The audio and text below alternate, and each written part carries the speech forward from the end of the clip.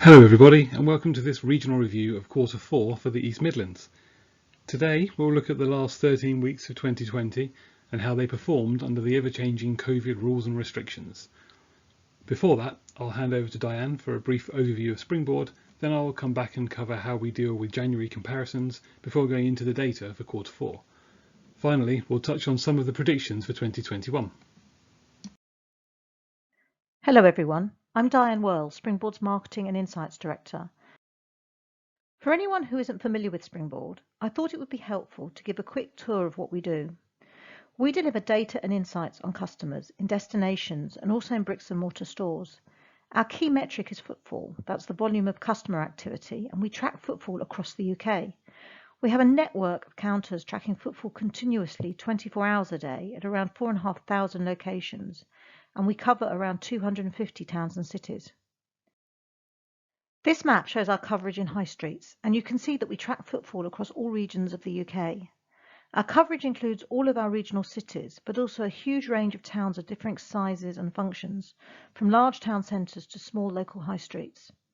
In fact, we've adopted what we call a hub and spoke approach to our coverage, ensuring that every regional city is included, as these are the hubs of economic activity within each region, but then also smaller towns in the region.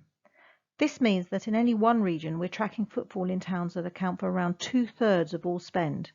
And nationally, this has ensured that the correlation between our coverage and spend nationally is very high. In fact, around 93%. So our data accurately represents the retail landscape across the UK. The relevance of our footfall data is demonstrated by the fact that we're a partner of the High Street Task Force, delivering footfall data so the task force can understand high street performance. And we also provide data to both BEIS, the Department of Business, Energy and Industrial Strategy, and the ONS, the Office of National Statistics. And in fact, our data features in the ONS's weekly Faster Indicators report that tracks the impact of COVID-19 on economic activity. Thank you, Diane, for the overview. As always, before we hit the data, we're going to briefly talk calendars. Previously, I've talked about the structure of the reporting calendar we use and how we make comparisons, and last month I covered the delights of 2020 being a 53-week year. Today I'd like to cover how we will make our month-on-month comparisons for January. But what's special about January comparisons this year? Well, January 2020 had an extra week added, the intercalary week, which I talked about in a previous webinar, making 2020 up to a 53-week year. This means that January this year in 2021 has 1 week less. Because 2021 is a standard 52-week year, January is made up of 4 weeks rather than the 5 in 2020. So why is this important? Going back to the maths of comparisons, you may remember that to use the comparison calculation we've talked about before, the length of time of the current and previous periods must be the same. So how do we do this for January, given that 2020 had 5 weeks and 2021 only 4? Let's look at the calendar layout to understand this more clearly. So here we can see how all the various weeks line up when comparing 2021 to 2020. Note that the weeks have been lined up based on the closest week commencing dates. This then clearly shows that the 4 weeks of January 2021 line up really nicely with weeks 2 to 5 of January 2020.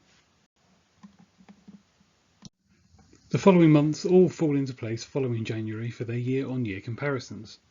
Notice how week 1 of 2020 is left out of these comparisons. It is in fact slightly greyed out on here, and this is because it's been used for comparisons already. If you recall from last month, we had to add week 1 2020 to the end of 2019 when calculating the year-on-year comparisons for December, so we haven't completely left it out in the cold. And there we go. When calculating year-on-year change for the month of January, the total of weeks 1 to 4 2021 is compared directly to the totals of weeks 2 to 5 2020.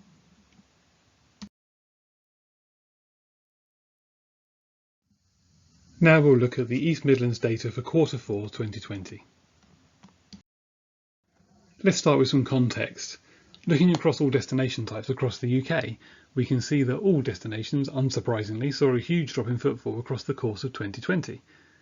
As has been covered in other reviews, retail parks have proven the most resilient during this period, primarily because so many of these locations include supermarkets and other FMCG outlets, which were at points in the year the only stores open for trade, while also the size of many retail parks enables social distancing to be much more easily achieved.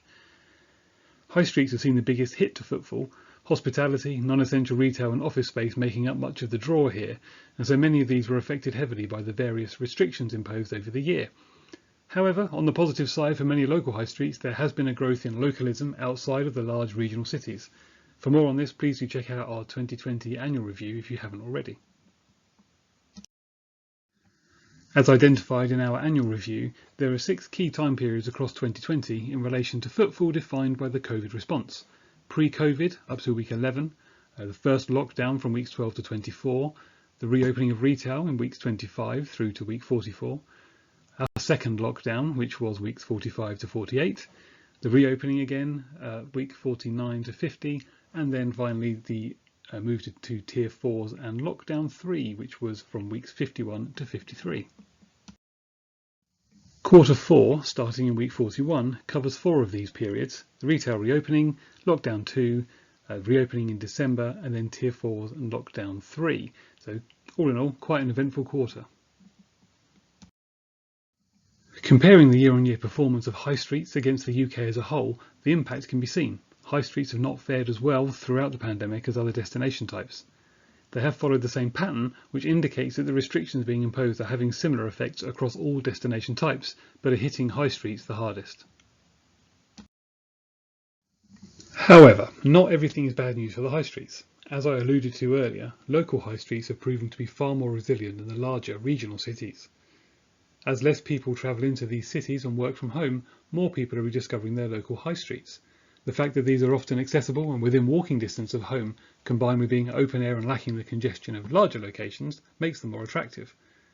And with the rise in home working, more people are within the daytime catchment of these local high streets more often, potentially a trend we will see going forwards. Now, if we look at the East Midlands high streets against high streets across the UK, we can see that although the general pattern is similar, there are some small differences in performance. Clearly, lockdown 2 had a greater impact in the East Midlands than the UK as a whole, as footfall was further down year on year in the East Midlands. It is worth noting here that the lockdown was applied only in England, as the 3 devolved nations, although imposing their own restrictions, were not actually in lockdown, and so there will be some positive influence on the UK data there.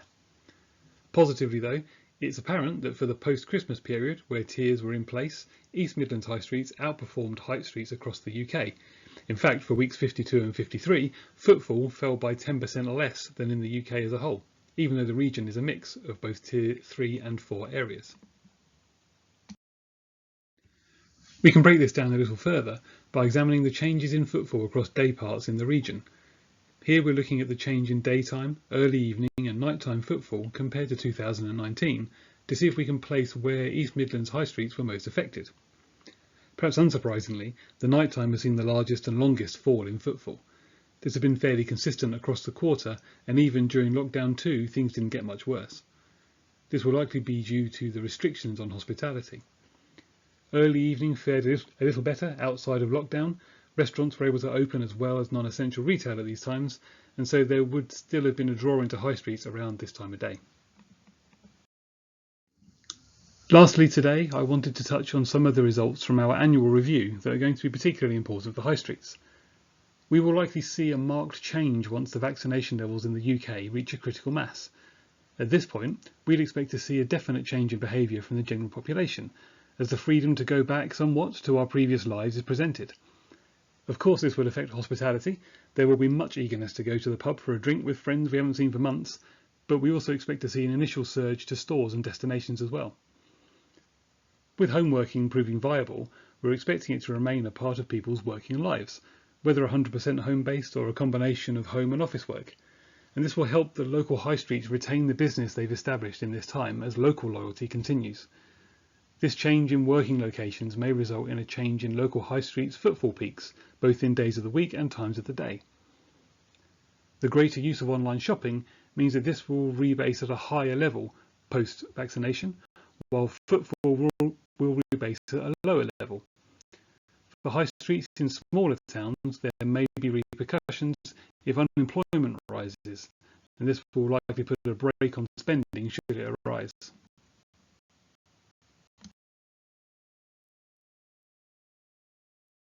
Thank you for your time today.